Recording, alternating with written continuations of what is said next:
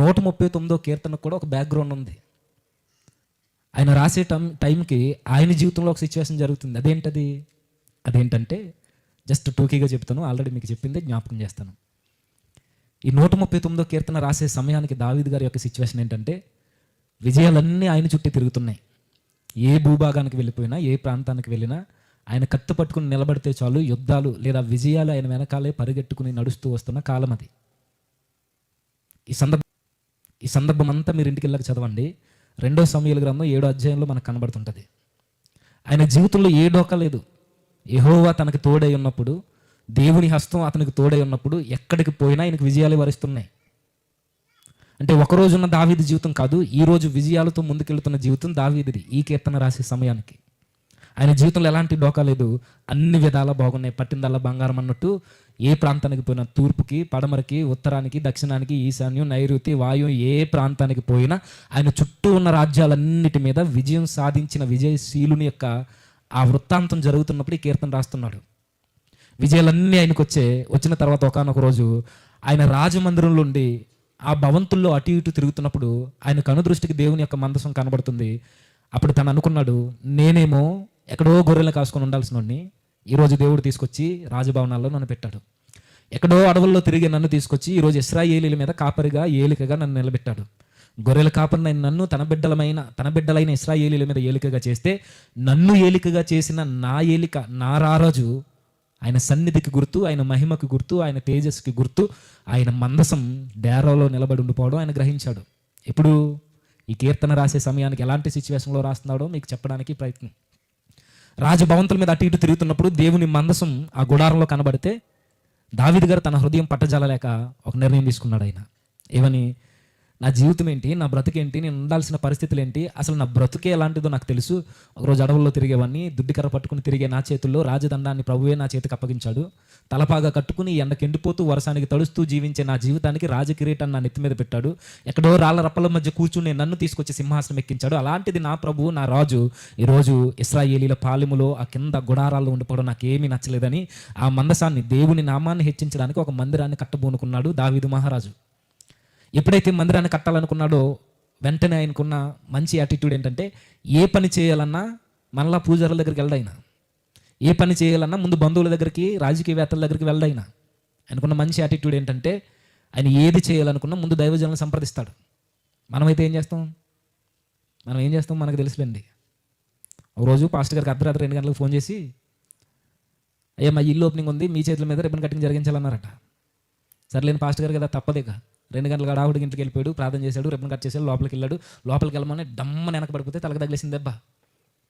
ఎందుకు జరిపాడు చెప్పండి? 2 గంటల కన్నా ముందే లోపల ఆవు వేసేసింది.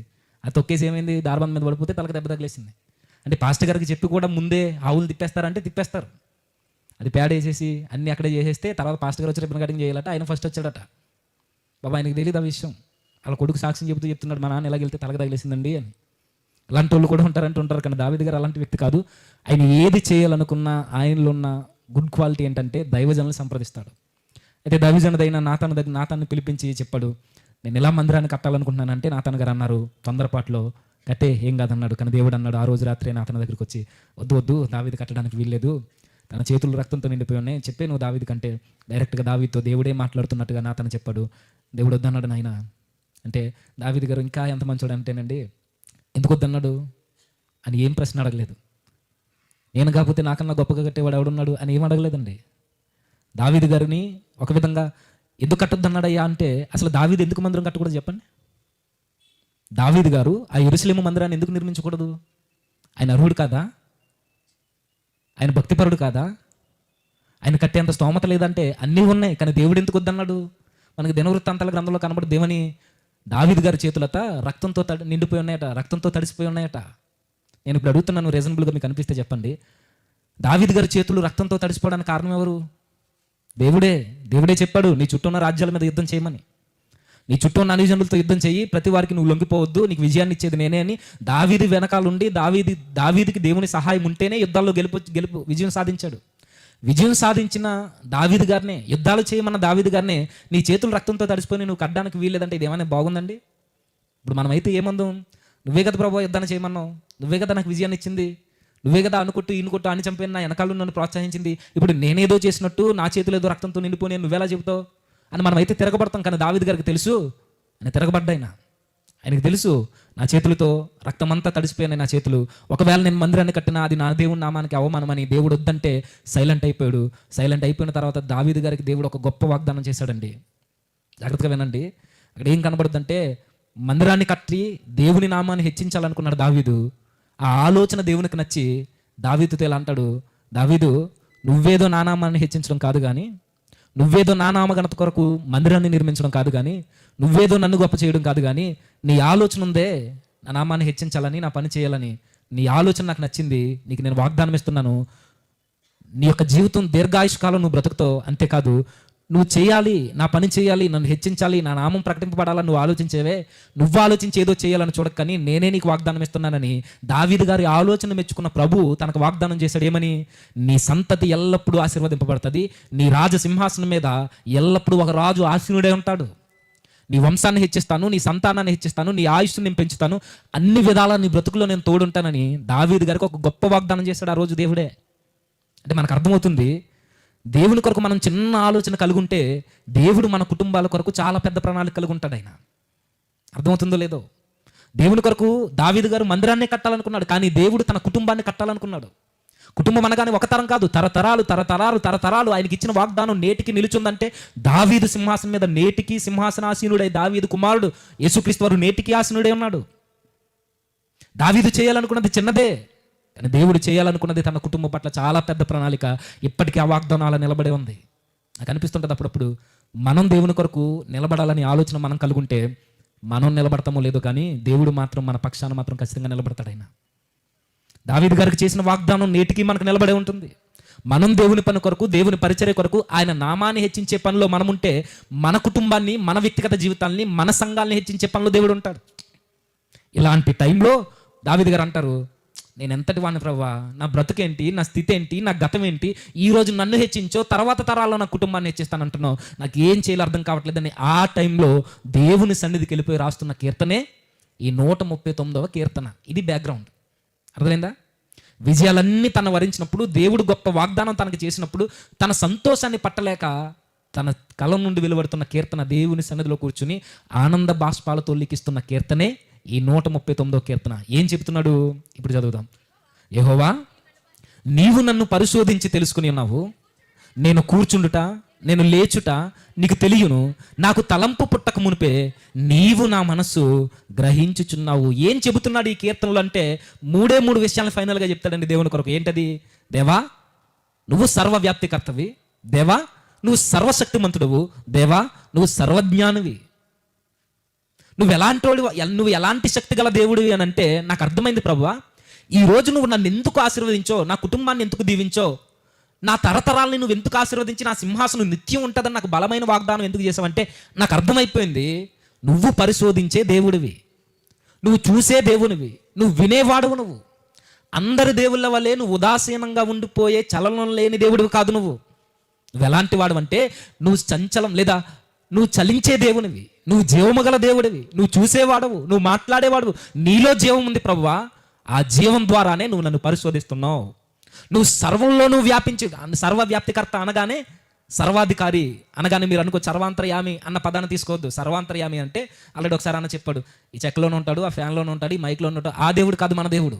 ఈ విశ్వం అంతా తన కంట్రోల్లో ఉంటుంది. ఈ విశ్వాన్ని తన గ్రిప్లో పెట్టుకుని ఈ విశ్వంలో ఏదైతే జరుగుతుందో ప్రతిదీ ఆయన తెలియకుండా జరగదు. దీన్నే సర్వవ్యాపకుడు, సర్వవ్యాప్తికర్త అని అంటారు. ఇది బైబిల్ దేవుడు.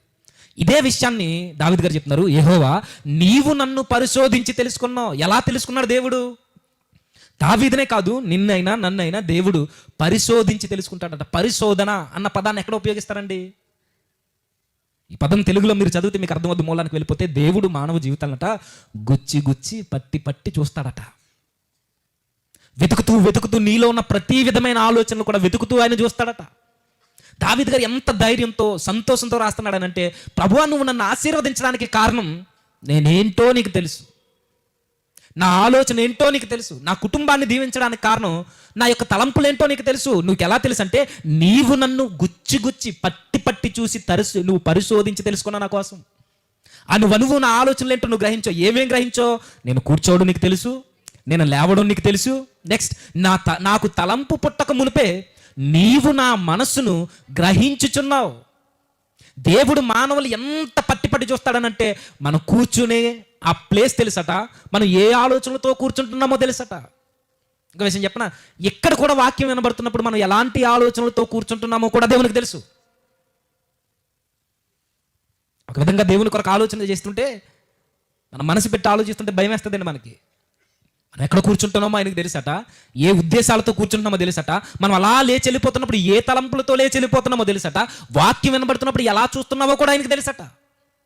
మన దేవునికి అన్నీ తెలుసు. అంటే దావీదు గారు చెప్తున్నారు, నేను కూర్చోవడం, నేను లేవడం, నాకు తలంపు పుట్టక మునిపే నీవు నా మనసును గ్రహించుచున్నావు, నా నడకను నా పడకను నీవు పరిశీలన చేసి ఉన్నావు. దేవా, నువ్వు నన్ను ఆశీర్వదించడానికి కారణం ఏంటంటే నా పడకలేంటో నీకు తెలుసు, నేను ఎక్కడెక్కడ తిరుగుతున్నానో నీకు తెలుసు.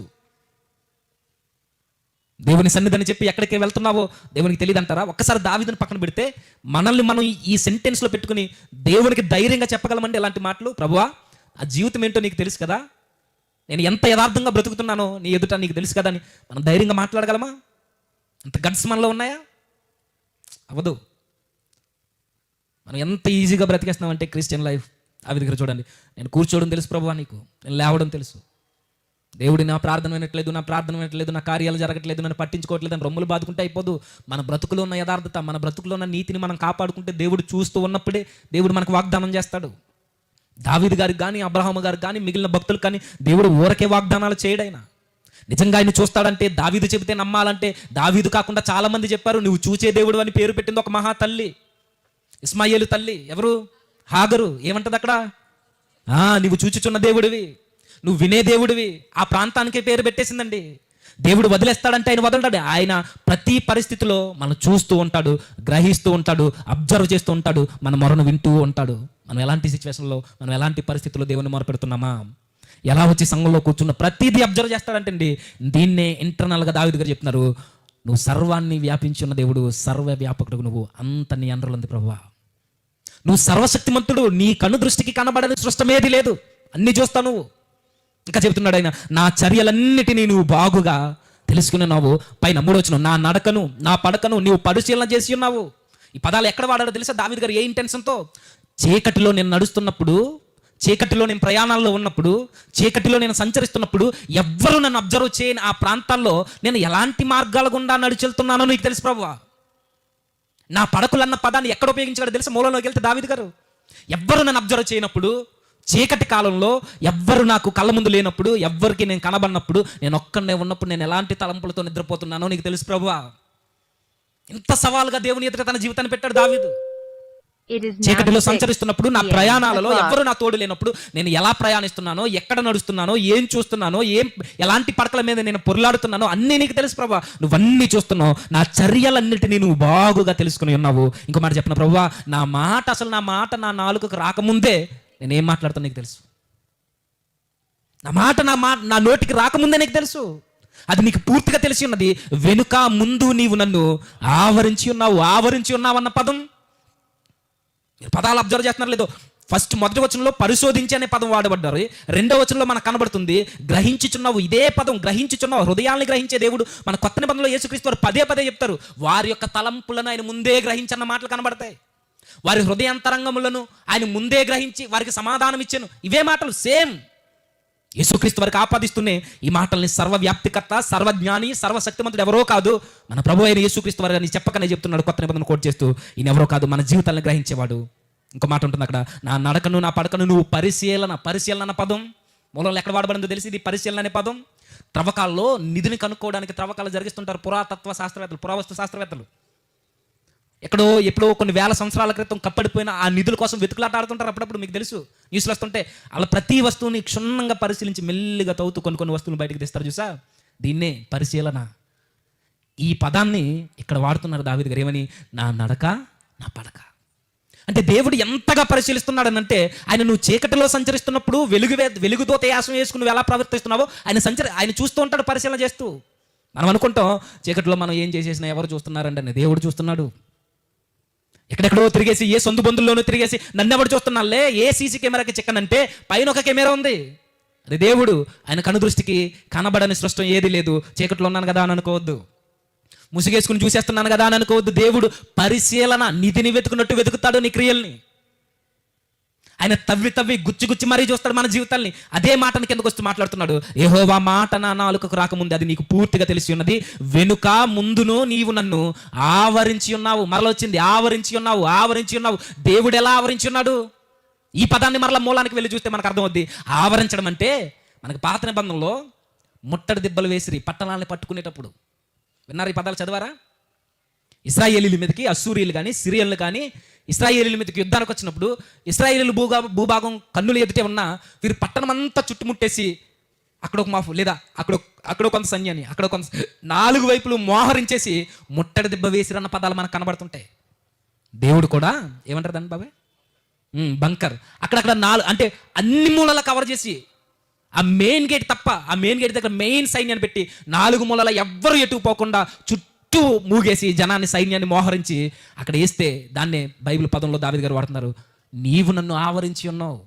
వెనక ముందు అటుపక్క ఇటుపక్క అన్ని విధాల నువ్వు నన్ను పట్టేసుకుని ఉన్నావు ప్రభువా. నువ్వు నన్ను ఎంత పరిశీలిస్తున్నావనంటే నన్ను ఆవరించేసావు. నువ్వు పైన ఉన్నావు, కింద ఉన్నావు, పాతాళానికి పోతే ప్రతి చోట నన్ను ఆవరించి పట్టుకున్నావు. అసలు నేను ఎక్కడికి పోతాను? నా మాట నా నాలుకకు రాకముందే నేను ఏం మాట్లాడుతానో కూడా నువ్వు చూస్తున్నావు. దేవా, నీ ఎదుట నా జీవితం ఎలా ఉందంటే నువ్వు నన్ను ఆశీర్వదించడానికి కారణం నా మాట బాగుంది, నా పడకలు బాగున్నాయి, నా నడతలు బాగున్నాయి, నేను కూర్చోవడం బాగుంది, నేను లేవడం బాగుంది. ఇవన్నీ నువ్వు చూసావు కాబట్టి పట్టి నన్ను ఆశీర్వదించో, నా కుటుంబాన్ని ప్రేమించో, రాబోయే తరతరాల్ని నా గర్భంలోనే చూసో, నా సింహాసనాన్ని హెచ్చించో. ఊరకే నువ్వు నన్ను దీవించలేదు ప్రభా. నాకు అర్థమైంది, నా బ్రతుకు నీ ఎదుట నీతిగా, కల్మషం లేని దానిగా, నీ ఎదుట నిర్దోషవంతంగా నా మనస్సాక్షి ఉంది కాబట్టే నువ్వు నన్ను జ్ఞాపకం చేసుకున్నావు. దేవా, నీకే స్తుతులంటూ రాస్తున్న కీర్తన ఇది. నేను అడుగుతున్నాను, ఇలాంటి ధైర్యంతో దేవుని ఎదుట మన జీవితాన్ని కుమ్మరించే స్థితిలో మనం ఉండగలమా? నిజాయితీగా దేవుని ముందు నా బ్రతికేంటో నీకు తెలుసు ప్రభా, నన్ను ఆవరించి చూస్తున్నావు, ప్రతిసారి నీ కనుదృష్టి నా మీద పడుతున్నప్పుడు నేను నిజాయితీగానే ఉన్నానని మన పరిశుద్ధమైన జీవితాన్ని దేవుని ఎదుట మనం పెట్టగలమా? మన నడకలు కావచ్చు, పడకలు కావచ్చు, కూర్చోవడం కావచ్చు, మాటలు కావచ్చు, మన నోటికి రాకముందే ప్రభువుకు తెలుసు అంటే అసలు మనం ఏం మాట్లాడుతామో మనకైనా తెర ఉంటుందండి. దావీదు గారు చూడండి, వెనుక ముందు నువ్వు నన్ను ఆవరించి ఉన్నావు, నీ చేయి నా మీద ఉంచి ఉన్నావు. ఇలా పట్టేసుకున్నాడట దేవుడు దావీదు గారిని.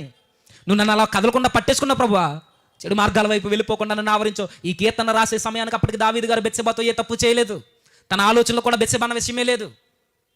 విజయాలు తను వరించినప్పుడు అసలు దావీదు గారి జీవితంలో బెత్షెబా ఊరి అన్న పదాలే లేవు. అలాంటి టైంలో రాస్తున్నాడు, నువ్వు నన్ను పట్టుకున్న ప్రభువా, అందుకే నేను ఇలా ఉండగలిగాను. నాకు అర్థమవుతుంది నువ్వు ఎంత ఆవరించి ఉన్నావంటే ఇట్టి తెలివి నాకు మించినది, అది అగోచరము, నాకు అందదు. నీ ఆలోచనలు ఒకవేళ నేను అర్థం చేసుకోవాలంటే అది నాకు అందట్లేదు. నువ్వు ఎలా పట్టుకున్నావో నా కన్నులు కనబడట్లేదు, కానీ నా ప్రతి చర్య, నా కదలిక, నా మాట, నా హృదయపు తలంపులన్నీ నీకు తెలుసు. ఇది చట్టాలకి అందరిది కూడా నా జీవితంలో ఏం జరుగుతుందో నీకు తెలుసు. చట్టాలు పైకి కనబడే దాన్ని బట్టి తీర్పు తీరుస్తారేమో ప్రభా, నాకు అర్థమవుతుంది. నా హృదయాన్ని నువ్వు గ్రహిస్తున్నావు, దాన్ని బట్టి నువ్వు తీర్పు తీర్చో. నేను యథార్థవంతుడని నీ ఆశీర్వాదమే చెబుతుంది. ధైర్యంగా రాస్తున్నాడు, ఆనంద బాష్పాలతో రాస్తున్నాడు, వాగ్దానాన్ని పొందుకున్న ఆ ఆనందంలో దేవుని సన్నిధికి వెళ్ళి రాస్తున్నాడు. నేను బాగున్నాను ప్రభు, అందుకే నువ్వు నన్ను ఆశీర్వదించో. అయితే నాకు అర్థమవుతుంది, నీ ఆత్మ యొద్ద నుండి నేను ఎక్కడికి పోదును, నీ ఆత్మ యొద్ద నుండి నేను ఎక్కడికి పోదును, నీ సన్నిధి నుండి నేను ఎక్కడికి పారిపోదును. ఈ మాట చాలండి. నిజంగా దేవుని మీద ఆధారపడితే ఈ ఒక్క మాటను బట్టి మిషనరీలు వారి జీవితాన్ని త్యాగం చేసిన వారు ఎందరూ ఉన్నారో తెలుసా? ఈ ఒక్క మాట అండి. దావీదు గారు పలికిన మాటని చేత పట్టుకుని మంచు కొండల్లో నివాసం ఉంటున్న ఉత్తర ధృవాల మధ్యకి పోయి సేవ చేసి ప్రాణాలు పోగొట్టుకున్న మిషనరీలు ఉన్నారు తెలుసా? గుంపులుగా బయలుదేరిపోయి వారి ప్రాణాలని ఆ మంచు కొండలో ఎలా చచ్చిపోయారు ఇప్పటికీ తెలియక చచ్చిపోయిన భక్తులు ఉన్నారు. ఈ ఒక్క మాటను ఆధారం చేసుకుని దేవుని నమ్మేసిన వారి జీవితాల్లో వారు దేవుని కొరకు ఆహుతి అయిపోవడానికి ఒక్క మాటను ఆధారం చేసుకుని వెళ్ళిపోయారు. అందులో ఒక ఆయన మనకు తెలుసు, సర్ జాన్ ఫ్రాంక్లిన్ అనే ఒక వ్యక్తి. 1845 సంవత్సరంలో కొంతమంది బృందంతో, టీంతో ఏర్పడి 10 మందో 15 మందో ఏర్పడి అంటార్కిటా ఉత్తర ధృవాలు, భూమికి ఉత్తర ధ్రువంలో ఉన్న ఆ ఉత్తర ధ్రువంలో మంచు ప్రాంతాల్లో, అడవి ప్రాంతాల్లో నివసించే వ్యక్తుల దగ్గరికి సువార్త ప్రకటించడానికి వెళ్ళిపోయారు. ఎవరు? సర్ జాన్ ఫ్రాంక్లిన్ అనే ఒక భక్తుడు. 1845 మీరు గూగుల్లో సెర్చ్ చేయండి, కనబడతాడు. ఆయన వెళ్ళాడు, టీంతో వెళ్ళిన ఆయన ఆర్కిటిక్ ప్రాంతానికి వెళ్ళి సువార్త ప్రకటించకుండానే ఆయన ఆర్కిటిక్ ప్రాంతంలో ఆ ఉత్తర ధ్రువంలో ఉన్న మనుషుల దగ్గరికి చేరకుండానే వారి జీవితాలు ముగిసిపోయినాయి ఆ మంచు ప్రాంతంలో. ఇప్పటికి వారు ఎలా చచ్చిపోయారో తెలియదండి. ఇప్పటికీ ఇంత టెక్నాలజీ డెవలప్ అయినా ఎప్పటికీ వారు ఎలా చచ్చిపోయారో తెలియదు ఆ మంచు ప్రాంతంలో. అక్కడ మంచు తుఫాన్లు బీభత్సంగా ఏర్పడితే మరి ఏ విధంగా జరిగిందో తెలియదు, చచ్చిపోయారు. అయితే వెళ్తామని చెప్పిన వీరు అక్కడికి వెళ్ళకపోయేసరికి, అక్కడ నుండి ఏ సమాచారం లేకపోయేసరికి కొన్ని సంవత్సరాల తర్వాత సర్ ఫ్రాన్సిస్ మెక్లింటన్ అనే వ్యక్తి మరొక బృందాన్ని తీసుకుని బయలుదేరాడు మరలా అదే ప్రాంతానికి. ముందు ఒక ఆయన వెళ్ళాడు, ఆయన నుంచి ఏ రెస్పాన్స్ రాలేదు, ఏ సమాచారం లేదు, ఏమైందో తెలియదు. ఉత్తర ధ్రువాలని చెప్పారు, వెళ్ళారు. ఆ టీం ఏమైందో కూడా తెలియదు, ఎవరి ఆచూకీ కనబడలేదు, ఏమైందో తెలియదు. సర్లే మేము వెళ్తామని మరలా ఇంకొక ఆయన ఫ్రాన్సిస్ మెక్లింటన్ అనే ఆయన టీంని వేసుకుని మరలా బయలుదేరాడు. ఆ ప్రాంతానికి అదే మార్గంలో నడుచుకుంటూ వెళ్ళిపోయిన తర్వాత కొంత దూరం వెళ్ళేసరికి వీళ్ళు కనబడ్డాయి చచ్చిపోయిన శవాల యొక్క ఎముకలు కనబడ్డాయి వీళ్ళకి. ఆ ఎముకలతో పాటు వీళ్ళకు వారు వెంటే తీసుకెళ్ళిన కొంత సామాగ్రి ఉంది. అందులో ఒక పుస్తకం ఉంది. ఆ పుస్తకం పేరు కూడా విద్యార్థుల మార్గదర్శి. జాన్ పెడ్ అనే వ్యక్తి రాసిన విద్యార్థుల మార్గదర్శి అనే ఒక పుస్తకం వారికి కనబడింది. ఆ సామాగ్రితో పాటు, ఆ ఎముకలతో పాటు వారికి వెంటనే ఆలోచన వచ్చింది, ఇదే ఉత్తర ధ్రువానికి ఈ ఆర్కిటిక్ ప్రాంతంలో బ్రతుకుతున్న కనీసం విద్య లేని, వైద్యం లేని ఈ అభాగ్యుల దగ్గరకు వచ్చిన ఒక ఆయన ఉన్నాడు, బహుశా ఆయన కావచ్చు అని మొత్తం అన్ని తిరిగేస్తే వారు ఆచూకీ ఎంత కనబడ్డది. ఆ బృందం ఎముకలన్నీ అలా కనబడ్డాయి, మంచులో కప్పబడి. అన్ని వెతికితే విద్యార్థుల మార్గదర్శి అనే పుస్తకం వరకు దొరికింది. అందులో ఇలా రాసిందండి. ఆ పుస్తకాన్ని చూశారు, తిరిగేశారు. అంత అయిన తర్వాత చివరి పేజీలో వైట్ పేపర్ ఉంటుంది కదండి బుక్లో, ఆ వైట్ పేపర్ మీద ఇలా రాసింది. ఒక ఆయన అడుగుతున్నాడట, చనిపోవడానికి భయపడుతున్నావా అంటే ఈయన అన్నాడట, ఫ్రాంక్లిన్ అనే వ్యక్తి, ముందెళ్ళిన వ్యక్తి, లేదు భయం లేదు నాకు అన్నాడట. మరలా ఈయన అడుగుతున్నాడు కింద, లేదా ఎందుకు భయం లేదు? ఏం జరుగుతుందో అర్థం కాని ఈ పరిస్థితుల మధ్య నీకు చావంటే భయం వేయట్లేదంటే మరలా అన్నాడు, నాకేం భయం వేయట్లేదు. మరలా అడిగాడు ఆయన, ఎందుకు భయం లేదు? అస్పష్టతను చూసి, ఇంత అస్పష్టత కలిగిన ఈ యొక్క మంచు పర్వతాల మధ్య ఏం జరుగుతుందో నీకు అర్థం కావట్లేదు, నాకు అర్థం కావట్లేదు కదా, చచ్చిపోతామని భయం కొంచెం కూడా లేదా నీకు అని అంటే ఆయన అన్నారు మరలా, నాకు ఏ భయం లేదయ్యా, భయమే లేదు. ఎందుకంటే నా దేవుడు నాకు వాగ్దానం ఇచ్చాడు, భయపడకము. మనకు తెలుసు యెషయా గ్రంథంలో ఉన్నట్టు, భయపడొద్దు నీవు జలములలో పడి దాటినప్పుడు. ఒకసారి చూద్దామా 43వ అధ్యాయం యెషయా గ్రంథం 43వ అధ్యాయం 2వ వచనం. యెషయా గ్రంథం 43వ అధ్యాయం 2వ వచనం. నీవు జలములలో పడి దాటినప్పుడు నేను నీకు తోడైందును, నదులలో బడి వెళ్ళినప్పుడు అవి నీ మీద పొర్లిపారవు, నీవు అగ్ని మధ్యను నడిచినప్పుడు కాలిపోవు, జ్వాలలు నిన్ను కాల్చవు. యెహోవానగు నేను నీకు దేవుడను, ఇశ్రాయేలు పరిశుద్ధ దేవుడనైన నేనే నిన్ను రక్షించేవాడనని ఈ రెఫరెన్స్ ఒకటి కోట్ చేశాడు. నెక్స్ట్ ఉన్న రెఫరెన్స్ 139వ కీర్తన 8వ వచనం, 7వ వచనం. నీ సన్నిధి నుండి, నీ ఆత్మ యొద్ద నుండి నేను ఎక్కడికి పోదును, నీ సన్నిధి నుండి నేను ఎక్కడికి పోదునని ఈ 2 వచనాల్ని కోట్ చేసి, ఆయన సన్నిధి నాకు తోడు ఉన్నప్పుడు నాకు మరణం అంటే భయమేలా? జలములలో పడి నేను నడుచుకుంటూ వెళ్ళిపోతున్నప్పుడు నేను ఎందుకు వాటికి భయపడాలి? ఈ మంచు పర్వతాలను చూసి నేను భయపడాలా? లేదా ఈ ఈదురుగాల్ని, తుఫాన్లు చూసి నేను భయపడాలా? నేను మరణిస్తున్నానని భయపడాలా? నేను భయపడనని చెప్పాడు. అలా భయపడనని చెప్పిన తర్వాత ఈ రెఫరెన్స్లు కోట్ చేసిన తర్వాత పుస్తకం అలా ముగిసిపోయింది. అందరూ చచ్చిపోయిన తర్వాత ఈ వచనాలు చూసిన ఆయన సేమ్ అవే పదాల్ని శిలాపథకంగా వేసి, అదే వీళ్ళు వెళ్ళిన సర్ ఫ్రాన్సిస్ మెక్లింటన్ ద్వారా వచ్చిన సమాచారాన్ని తీసుకుని దాన్ని ఒక ఆజ్ఞగా లార్డ్ టెన్నిసర్ అనే ఒక వ్యక్తి శిలాఫలకాలను తయారు చేసి అదే ఉత్తర ధ్రువంలో నిలబెట్టాడు. ఇప్పటికీ సాక్ష్యాలు ఉంటే చూడండి మీరు. ఈ మాటలనే, చావంటే నాకు భయమేలా, నేను భయపడను, నేను జలములలో పడి నేను వెళ్ళిపోతున్నా, నా దేవుడు నాకు తోడుంటాడు, ఆయన సన్నిధి నన్ను ఆవరించినప్పుడు నేను ఎందుకు భయపడతా? చస్తే నేను ఆయన సన్నిధికి పోతా. ఇదే ధైర్యంతో ఇదే వచనానండి 139వ కీర్తన 7వ వచనాన్ని, నీ ఆత్మ యొద్ద నుండి నేను ఎక్కడికి పోతా, నీ సన్నిధి నుండి నేను ఎక్కడికి పారిపోదును, నేను ఎక్కడికి పోయినా ఈ మంచు పర్వతాల్లో చచ్చిపోయినా నీ సన్నిధిలోనికి నా ప్రవేశమని ఒక ఆదరణతో కూడిన వచనాన్ని అక్కడ కోట్ చేసి మరీ చచ్చిపోయాడండి సర్ ఫ్రాంక్లిన్ అనే వ్యక్తి. లాంటి నిరీక్షణ కలిగి జీవితాలు మనకు ఉన్నాయంటే లేవు. ఆ లార్డ్ టెన్నిసన్ అనే వ్యక్తి ఆ శిలాఫలకాలు ముద్రించిన తర్వాత దాని మీద ఎలా రాశాడు, ఏమని? వీరోచిత ప్రయాణికుడా, వీరోచిత ప్రయాణం సాగించిన ఓ నాయక, నీ శల్యాలు అనగా నీ ఎముకలు ఆ ఉత్తర ద్వారం దగ్గరే ఉన్నా. నీ పరలోక ప్రయాణం మాత్రం కొనసాగించో, నువ్వు చేరవలసిన పరలోక ధ్రువాన్ని మాత్రం నువ్వు చేరుకున్నావు. నీ ఎముకలు ఉత్తర ధ్రువం దగ్గరే మిగిలిపోయి నువ్వు ఏనాడు చింతించలేదు. కానీ నీ ప్రయాణం పరలోకపు ధ్రువాన్ని చేరుకుందని నువ్వు ఆ కీర్తన రాసి చచ్చిపోయావు కదా, అదే మాకు ఆనందదాయకమని ఆయన శిలాఫలకాన్ని ముద్రించి దాని మీద ఈ మాటలు రాశాడండి. వీరోచితంగా ప్రయాణం కొనసాగించిన ఓ నాయక, ఈ ప్రయాణం చాలా బాగుందయ్యా, నువ్వే మాకు మార్గదర్శివి, మరణానికి భయపడకూడదని నువ్వు ఇచ్చిన వాగ్దానం మాకు సరైనది. అది దావీదు మాటే కాదు, నీ మాటగా నువ్వు తీసుకున్నావు. ఈ రోజు నా మాటగా మేము తీసుకుని మేము ప్రయాణాన్ని కొనసాగిస్తున్నాం. నేను అంటున్నాను, దేవుని సన్నిధిని విడిచి పారిపోతామనే భయం నీకుంటే ఇదిగో దావీదు గారిని చూడు ఒకసారి, లేదా సర్ జాన్ ఫ్రాంక్లిన్ అనే వ్యక్తిని చూడు, ఆ మాటను ఆసరాగా తీసుకున్న ఈ వ్యక్తిని చూడు, లార్డ్ టెన్నిసన్ అనే వ్యక్తిని. వీళ్ళందరికీ ఆదరణ ఇచ్చిన మాట 139వ కీర్తన 7వ వచనం, 43వ యెషయా గ్రంథం 43వ అధ్యాయం 2వ వచనం. దేవుని వాగ్దానాలను నమ్మితే ఎంత బలంగా సేవ చేస్తారంటే చేస్తారు. ఇంత గొప్ప ప్రయాణం కొనసాగించారు, వారి జీవితాలు ముగిసిపోయి ఇంకా మనకు కావాల్సింది అక్కడ ఉంది. కింద వచనం, నేను ఆకాశంకి ఎక్కిపోయినను, నీవు అక్కడున్నావు. నేను పాతాళములను పండుకొనినను, నీవు అక్కడున్నావు. నేను వేకు రెక్కలు కట్టుకొని సముద్ర దిగంతులలో నివసించినను, అక్కడను నీ చేయి నన్ను నడిపించును. ఎంత ధైర్యంతో మాట్లాడుతున్నాడండి దావీదు గారు. ఆయన అంటున్నాడు, నేను ఎక్కడికి పోతాను ప్రభా, నీ సన్నిధి తప్పించుకుని. నువ్వు నన్ను పట్టేసుకున్నావు, నా తల గట్టిగా పట్టేసుకున్నావు, ఎటు పోకుండా నన్ను ఆవరించి ఉన్నావు. ఈరోజు మనం ఏమనుకుంటామండి, తప్పించుకుని తిరిగేస్తున్నామని అనుకుంటున్నావా? దేవుడు అంటున్నాడు చూడండి, ఏమనంటే, నేను ఆకాశానికి ఎక్కినా, నువ్వెంత దూరం ఫ్లైట్ వేసుకుని పోయి చంద్రమండలం మీదకు పోయినా నువ్వు చేస్తున్న కార్యాలను దేవుడు చూస్తున్నాడు అక్కడ. లేదు, నేను పాతాళ ద్వారానికి పోతానంటే అక్కడ కూడా దేవుడు చూస్తాడు. ఆయన సర్వాన్ని వ్యాపించిన వ్యక్తి, సర్వంలో సర్వమై లేడైనా సర్వాన్ని ఆయన అందరిలో పెట్టుకున్న దేవుడు. ఆయన విశ్వంలో ఏం జరుగుతుందో ప్రతి మారుమూల ఆయనకి తెలుసు. నువ్వు గదిలేసుకుని, ముసిగేసేసుకుని, ఫ్యాన్ వేసేసుకుని, నువ్వు లైట్ ఆర్పేస్తే దేవుని కనబడదు అనుకుంటున్నావా? పాతాళానికి పోయిన దేవుడు చూస్తాడట. వేకు రెక్కలు కట్టుకుని సముద్ర దిగంతంలో నివసించినను, సముద్రపు లోతెంతో తెలియని ఈ మానవ ప్రపంచానికి నువ్వు సముద్రపు దిగంతంలోనికి పోయినా దేవుడు అక్కడ కూడా చూస్తాడట. దావీదు గారు అంటున్నారు, నేను ఎక్కడికి పోయినా నన్ను చూస్తావు. నా జీవితం బాగుంది కాబట్టే నువ్వు నన్ను ఆశీర్వదించు. నేను ఎక్కడున్నా సరే నువ్వు చూస్తావా అనే ఒక దృష్టికోణం కలిగి నేను జీవించానయ్యా, అందుకే నేను నీకు నచ్చాను. ఎంత ధైర్యంగా చెప్తున్నాడండి. నేనేంటో నీకు తెలుసు ప్రభా, నా కుడి చేయి, నీ కుడి చేయి నన్ను పట్టుకున్నాను, అంధకారము నన్ను మరుగు చేయను, నాకు కలుగు వెలుగు రాత్రి వలె ఉండునని నేను అనుకునే ఎడలా చీకటి అయినను నీకు చీకటి కాకపోను. ఎంత బాగా రాస్తున్నాడండి, నాకు కలుగు వెలుగు రాత్రి వలె ఉండునని. అంటే ఎంత గాఢాంధకారమైన చీకట్లోకి వెళ్ళిపోయాడు చూడండి ఆయన. అంత చీకట్లోనికి వెళ్ళిపోయినా అది నీకు చీకటి కాదు ప్రభా. నీకు నాకు చీకటి, ఆయనకి చీకటి ఏంటి? ఆయన కన్నులు మరుగు చేసేదేముంది? చూస్తాడు, జాగ్రత్త. ఆ రోజు దావీదు గారు ధైర్యంతో రాస్తే ఈ కీర్తన చదువుతున్నప్పుడు మనకు భయం వేయాలి. ఎందుకంటే దావీదు గారు లాంటి యథార్థవంతమైన నీతివంతమైన జీవితం మనలో లేదు కాబట్టి మనం భయపడాలి. దేవుడు చూస్తున్నాడు, చూస్తున్నాడు, చూస్తున్నాడు, చూస్తున్నాడు, ప్రతీది చూస్తున్నాడు ఆయన. మనం చీకట్లో ఉన్నా చూస్తాడు. అంధకారం నన్ను కనుమరుగు చేసేస్తుందని నువ్వు అనుకుంటున్నావేమో చీకట్లో, దేవుడు చూస్తున్నాడు. ఆయన కన్నుల నుండి నువ్వు తప్పించుకోలేవు. లేదంటే నేను చూసిన కాడికి చూసేసి హిస్టరీ డిలీట్ చేసేదంటే, హిస్టరీ మొబైల్లో డిలీట్ చేయొచ్చు, దేవునికి తెలీదా? చాటింగ్లు చేసిన కాడికి చేసేసి క్లియర్ చాట్ కొట్టేసానంటే క్లియర్ చాట్ మొబైల్లో కొట్టేసి నీ తల్లిదండ్రులు మోసం చేయొచ్చు, దేవుని మోసం చేస్తావా? దావీదు గారు ధైర్యంగా మాట్లాడితే మనకు భయం వేయట్లేదా? నిజంగా దేవుడు మనల్ని అంత పట్టించుకుంటాడండి. దేవుడు మనల్ని అంత చూస్తాడంటే, అంత ప్రేమిస్తాడంటే, దావీదును ప్రేమించాడనడానికి లేదా మనల్ని కూడా ప్రేమిస్తున్నాడనడానికి చిన్న ఎగ్జాంపుల్ చెప్తాను. దేవుడు మనల్ని చూస్తున్నాడా అంటే ఎంత పరీక్షించి చూస్తున్నాడనంటే, ఇది మన దేశం, ఇది మన ఊరు అనుకోండి. ఈ ఊరు కన్నా పెద్దది మన మండలం, మండలం కన్నా పెద్దది జిల్లా, జిల్లా కన్నా రాష్ట్రం, రాష్ట్రం కన్నా దేశం, దేశం కన్నా ఖండం, ఖండం కన్నా ప్రపంచం, ఈ భూగోళం కన్నా సముద్రాలు. సరే, ఇక్కడ తాగుదాం.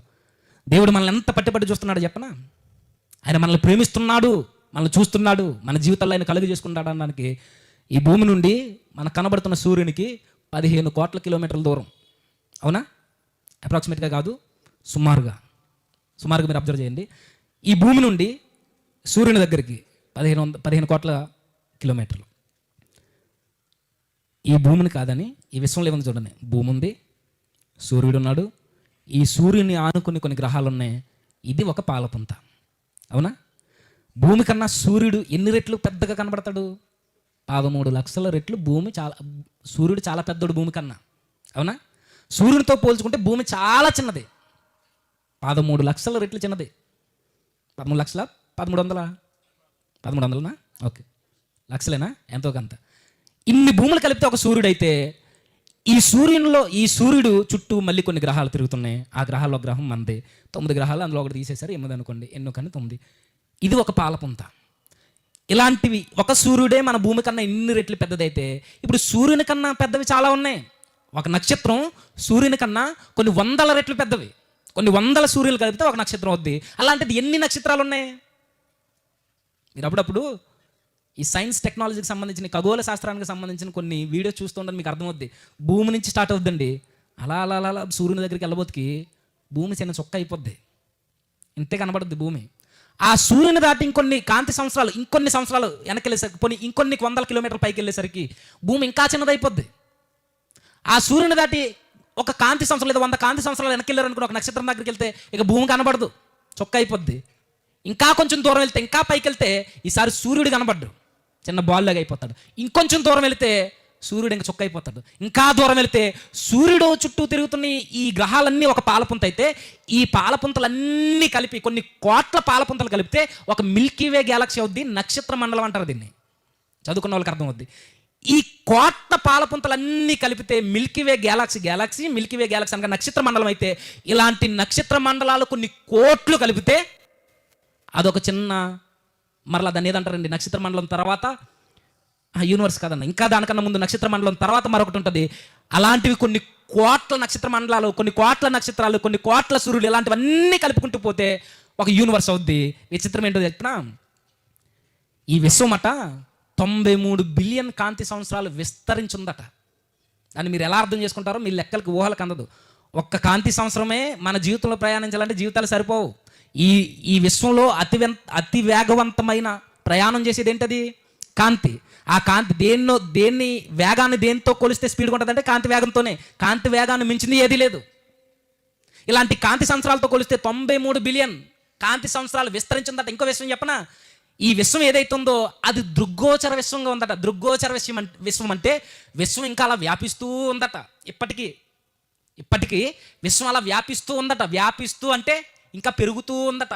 ఇంకా విశ్వం కొత్తగా ఏర్పడుతూ ఉందట. ఇంకా పెరుగుతూ దృగ్గోచర విశ్వం అలా పెరుగుతూనే ఉందట. ఇప్పుడు ఆలోచించండి, ఈ దృగ్గోచర విశ్వం అంటే వ్యాపిస్తున్న ఈ విశ్వంలో విశ్వానికి ఆవలున్న ప్రభువు నక్షత్ర మండలాలను కాదని, మిల్కీవే గ్యాలక్సీలను కాదని, పాలపుంతలను కాదని, నక్షత్రాలను కాదని, మధ్యలో ఉన్న ఈ బ్లాక్ హోల్స్ ఏవైతే ఉన్నావో, పాడైపోయిన నక్షత్ర మండలాలు, ఇవన్నీ నక్షత్రాలు పాడైపోయిన అనగా స్మాష్ అయిపోయిన నక్షత్రాలనే బ్లాక్ హోల్స్. నక్షత్రాలు తెలుసు కదా, అవి ఆయుష్ తీరిపోయిన తర్వాత, అవి పగిలిపోయిన తర్వాత, మీకు అర్థమయ్యే భాషలో చెప్తున్నాను, అవి పగిలిపోయిన తర్వాత బ్లాక్ హోల్ అని ఏర్పడుతుంది. ఆ బ్లాక్ హోల్ ఏంటంటే అక్కడ ఏముండదు, చీకటి తప్ప. ఆ విశ్వం అంతటిని దాంట్లోకి ఆకర్షించుకుంటుంది. అందులోకి వెళ్ళమంటే ఇంక అంతే, సంగతులకు అయిపోయింది. ఇక ఇంకో విషయం చెప్పిన, మన భూమి మీద ఉన్న టైంకి బ్లాక్ హోల్ దగ్గర ఉన్న టైంకి చాలా వ్యత్యాసం. జస్ట్ అలా ఇలా వెళ్ళొచ్చామంటే ఇక్కడ తరాలు మారిపోతే మనకు ఒకరోజు కూడా గడవదు. అప్పుడప్పుడు చూస్తే మరి ఇంటర్స్టెల్లర్ అని హాలీవుడ్లో ఒక మూవీ తీశారండి. మూవీస్ చూడమని ఎంకరేజ్ చేయను, కానీ ఈ వీళ్ళకి సైన్స్ ఫిక్షన్కి సంబంధించిన మూవీస్ ఉన్నాయి, అవి మనకు తెలియాలి. మల్టీవర్స్ యూనివర్స్ అని, ఇంటర్స్టెల్లర్ అని, ఇంకో మూవీ ఏదో నాకు గుర్తు రావట్లేదు. ఇలాంటివి చూస్తున్నప్పుడు మనకు మెంటలు వచ్చేది. మన ఆయుష్కి, కాంతి వేగానికి, విశ్వానికి ఏంటబ్బా ఇది మన జీవితమేనా అనిపిస్తుంటుంది. అప్పుడప్పుడు క్వాంటమ్ థియరీ కోసం కూడా మీరు చదువుకుంటాను పిల్లలకు తెలుస్తుంది. ఈ క్వాంటమ్ థియరీ కోసం కానీ, మల్టీ యూనివర్స్ కోసం కానీ, మల్టీవర్స్ యూనివర్స్ కోసం కానీ, ఈ గ్యాలక్సీల కోసం, ఈ ఖగోళ శాస్త్రం, ఇవన్నీ చదువుతుంటే మన జీవితం ఎంత బాగా అనిపిస్తుంది. ఎందుకంటే ఇన్ని నక్షత్రాలు, పాలపుంతలు, విశ్వం వ్యాపించిన ఈ బ్రహ్మాండంలో ఈ 93 బిలియన్ సంవత్సరాలు విస్తరించిన ఈ విశ్వం, బిలియన్స్ పాలపుంతలు, ట్రిలియన్స్ నక్షత్రాలు, కోట్ల దృగ్గోచర విశ్వాలు, ఇలాంటి వ్యాపిస్తూ ఉన్న విశ్వంలో దేవుడు విశ్వానికి ఆవలున్న ఆయన వీటన్నిటినీ కాదని, సూర్యుని కాదని, 13 లక్షల రెట్లు చిన్నదైన ఈ భూమి మీద బ్రతుకుతున్న ఏదో ఒక దేశం, ఆ దేశంలో రాష్ట్రం, జిల్లా, మండలం, ఊరు, నీ ఇల్లు, నీ గ్రామం, నీ ఇల్లు, నువ్వు ఎంత ఉంటావు చెప్పండి. దేవుడు చూస్తున్నాడు. దేవుడు ఇంత విశ్వాన్ని కాదని దేవుడు మానవులకి ఎంత పెద్ద పెట్టేశాడంటే, ఇంత బ్రహ్మాండమైన ఈ విశ్వం అంతటికి ఆవలున్న ప్రభు వీటన్నిటిని పక్కన పెట్టి దీనితో సంబంధం ఉన్న మనల్ని గుచ్చి పరిశోధించి చూస్తున్నాడట. మనకు తెలుస్తుంది ఆయన ప్రేమ. ఆయన కనుదృష్టికి మనం గొప్పోళ్ళం కాదు. చివరికి ఇసుక రేణువుల వలె కూడా కనబడం మనం. మనకన్నా, ఈ మానవ జాతి కన్నా నక్షత్రాల సంఖ్య ఎక్కువ. సముద్రం ముందే మనం చీమల్లా కనబడతాం. అలాంటిది నక్షత్రాలు సూర్యుని ముందు. కొంచెం పైకి వెళ్తే మన బిల్డింగ్లన్నీ అగ్గిపెట్టెలా కనబడతాయి, అవునా? ఎక్కడ నుండి మనం ఏదో పూర్తి చేసామనుకుంటాం. ఏమీ లేదు. అగ్గిపెట్టెలో చీరలు కాదు, ఇక అగ్గిపెట్టలే. భూమి ఇలా 2 సార్లు ఎలా ఊగిందంటే ఏముండదు. ఇక జస్ట్ అలా గాలి వీసి అలా మంటలు వచ్చినందుకు ఈరోజు ఏమైంది, కాలిఫోర్నియా కాలిపోయింది, అవునా? మన జీవితాలు ఎంతండి, కానీ అయినా సరే దేవుడు చూస్తున్నాడట మనల్ని. దావీదు గారు ఎంత చక్కగా రాశారంటే, ప్రభువా నువ్వు నన్ను చూస్తున్నావు, సముద్ర దిగంతాల్లో నివసించిన నన్ను చూస్తున్నావు. ఆయనకి దేని మీద అన్న మక్కువ ఉందో లేదో నాకైతే తెలియదు, కానీ మనమంటే ఆయనకి చాలా ఇష్టం. అందుకని మనల్ని ప్రతిరోజు చూస్తాడట. అదే చెప్తున్నారు దావీదు గారు, నువ్వు అందరు దేవుళ్ళు లాంటి దేవుడు కాదయ్యా, నువ్వు ఉదాసీనంగా చలనం లేనోడుగా ఉండిపోవు, నువ్వు చూస్తావు. నువ్వు నా జీవితం ఏంటో నీకు తెలుసు, నా బ్రతికేంటో నీకు తెలుసు. నా కలుగు వెలుగు రాత్రి వలె ఉండు, నువ్వు 11 వచ్చును అని నేను అనుకుని ఎడలా చీకటి అయినను నీకు చీకటి కాకపోను, రాత్రి పగటి వలె నీకు వెలుగుగా ఉండును, చీకటియు వెలుగును నీకు ఏకరీతిగా ఉన్నవి, నా అంతరింద్రియములను నీవే కలుగజేసేవి. నేనేంటో నీకు తెలుసు ప్రభు, నాకు అర్థమవుతుంది. నీ కంటికి చీకటని లేదు, పగలని లేదు. ఇవన్నీ అడ్డొస్తున్నాయి కదంటే నీ కంటికి ఏది అడ్డరాదు. నువ్వు ఎవరినైతే చూడాలనుకున్నావో వాడినే చూస్తావు, ఎవరినైతే పట్టుకోవాలనుకున్నావో వాడిని పట్టుకున్నావు. నన్ను పట్టుకున్నావు, నువ్వు నన్ను ఆవరించి ఉన్నావు, నువ్వు అలా నీ చేతుల్లో నీ గుప్పెట్లు పెట్టుకుని ఉన్నావు. నా జీవితాన్ని నువ్వే కాపాడుతున్నావు. నేనేదో గొప్ప నేను అనుకున్నాను ప్రభు. దావీదు గారి విజ్ఞాపన, అది ప్రార్థన. నేను ఇలా ఉండడానికి కారణం నువ్వే, నేను ఇలా ప్రవర్తించడానికి నువ్వు నా తోడు ఉన్నావు నాకు అర్థమవుతుంది. నీ సన్నిధిని నాకు తోడు ఉంచావు కాబట్టి నేను ఇలా ఉన్నాను. ఇంకో విషయం చెప్పను ప్రభా, అసలు నా అంతరింద్రియాలను కలగజేసింది కూడా నువ్వే. నా జీవితంలో నేను ఎలా ఉండడానికి కారణమే కాదు, నా తల్లి గర్భమందు నన్ను నిర్మించిన వాడు నీవే.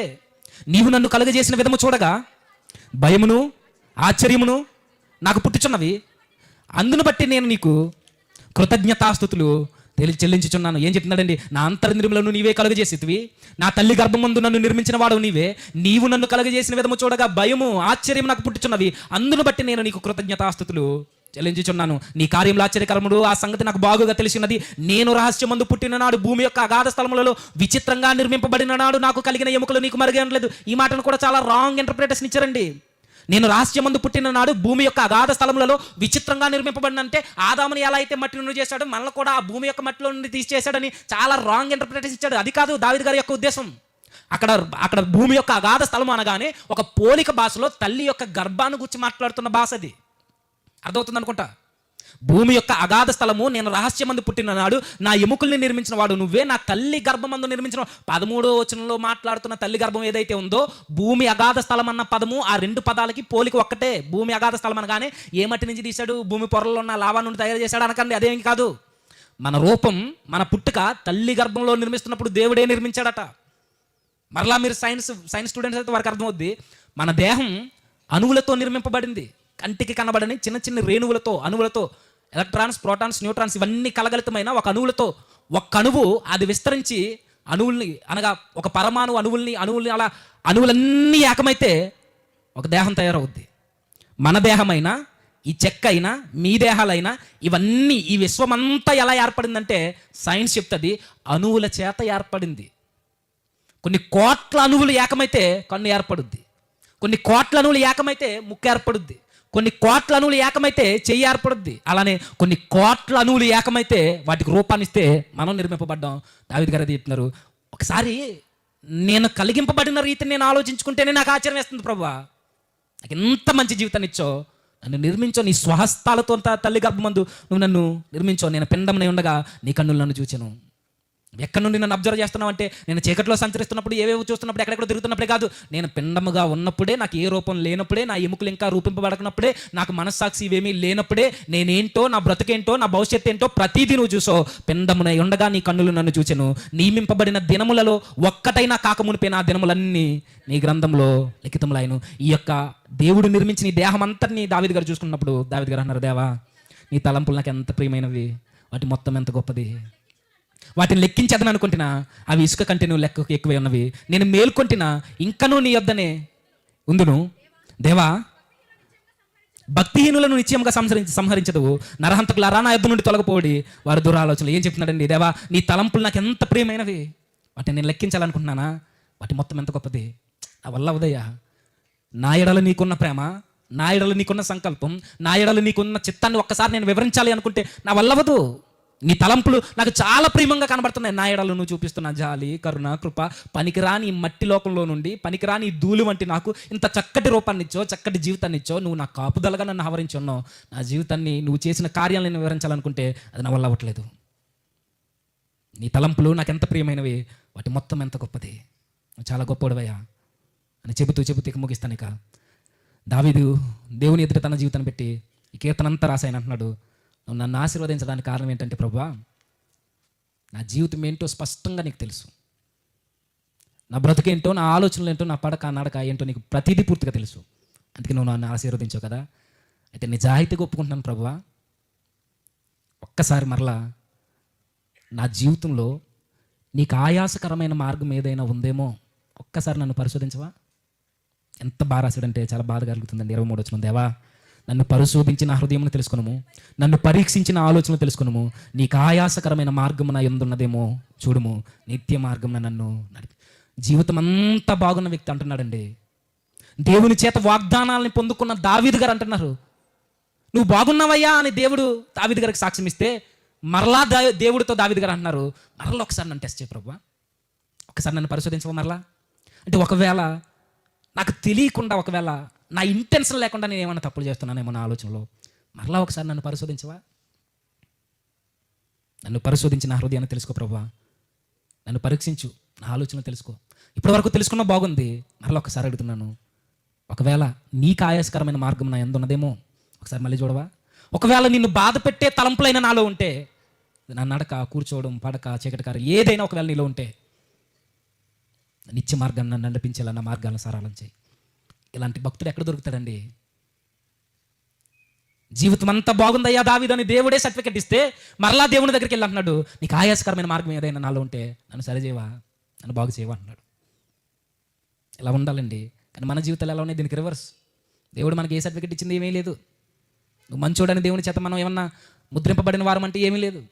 దావీదు గారు ధైర్యంగా దేవుని దగ్గరికి వెళ్ళి సన్నిధిలో ఉండి రాస్తున్నాడు కీర్తన, నా బ్రతుకు బాగుంది కాబట్టి నువ్వు నన్ను ఆశీర్వదించావు, నా కుటుంబాన్ని నువ్వు పట్టించుకున్నావు, అయినా సరే మరలా విజ్ఞాపన చేస్తున్నాను, నీకు ఆయాసకరమైన మార్గం ఏదైనా నాలో ఉంటే సరిచేసే.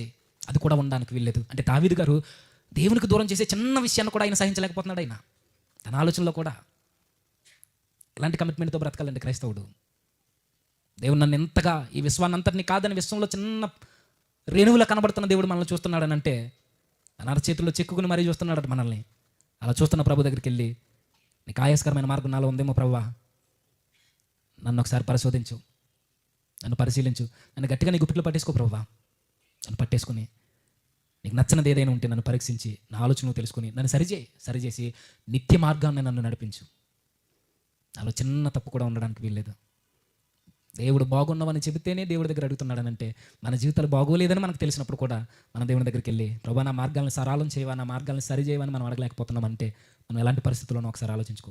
నిజమైన మార్గం అంటే ఏదో కాదు, మనం కూడా దేవుని అడగాల్సింది. ప్రభా నీ మార్గాన్ని తప్పి తిరుగుతున్నాను నేనే మార్గం అన్న ప్రభు మార్గంలోనికి వచ్చి కూడా నీకు ఆయాసం కలిగించే పనుల్లో నేను ఉన్నాను, ఒకసారి నన్ను సరిచేయి, నీకు బాధ పుట్టిస్తున్నాను, నీ కుమారుని మరలా సిలువేస్తున్నాను, మరలా బాహాటంగా అప్పగిస్తున్నాను, నన్ను సరిచేసి ఆ జీవ మార్గంలో నన్ను నిలబెట్టు. చిన్న లోపం కూడా నాలో ఉండొద్దు ప్రభువా, నీకు నచ్చినది ఏది ఉండొద్దు అని ప్రార్థన చేయాలి. ఇలా చేస్తే నీ జీవితాన్ని కాదు, నీ కుటుంబాన్ని కూడా దేవుడు దావీదుకి చేసినట్టు నీకు వాగ్దానం చేస్తాడు. దావీదు సింహాసనం నిత్యము నేటికి నిలబడింది. అదే దేవుడు మనకు వాగ్దానం చేస్తే మన కుటుంబాలు తరతరాలు దేవుని సేవలు వర్ధిల్లుతాయి. ప్రార్థన చేద్దాం, తల వంచండి. సర్వోన్నతుడా, సర్వాధికారి, కృపగల మా ప్రభువా, దేవా, నిజమే తండ్రి, జీవితంలో కల్మషం లేకుండా బ్రతుకుతున్న దావీదు గారే మీకు నచ్చని చిన్న ఆలోచన కూడా ఆయనలో ఉండడానికి ఇష్టపడలేదు. మా జీవితాల్లో కూడా ప్రభువా, ఒకవేళ మేము నీతిగా బ్రతుకుతుంటే ప్రభువా, మాకు తెలియని, మాకు ఇంటెన్షన్ లేకుండా చేసే తండ్రి తప్పులను కూడా మేము ఒప్పుకోవడానికి చక్కటి మనసును మాకు అనుగ్రహించండి. ఒకవేళ కావాలని మిమ్మల్ని ఒప్పిస్తే తండ్రి, దుఃఖ హృదయంతో మీ సన్నిధిని చేరి పశ్చాత్తాపడ్డకు మాకు మార్గాలను తెరుస్తారని ఆశపడుతూ, ఇచ్చే మార్గంలో మమ్మల్ని నడిపిస్తారని కోరుచు, మరిన్ని మాటలు మీకు కుమారుల ద్వారా మాతో మాట్లాడండి, మమ్మల్ని హెచ్చరించి సరిచేస్తారని ఆశిస్తూ, క్రీస్తు నామమున ప్రార్థన సమర్పిస్తున్నాము తండ్రి, ఆమేన్.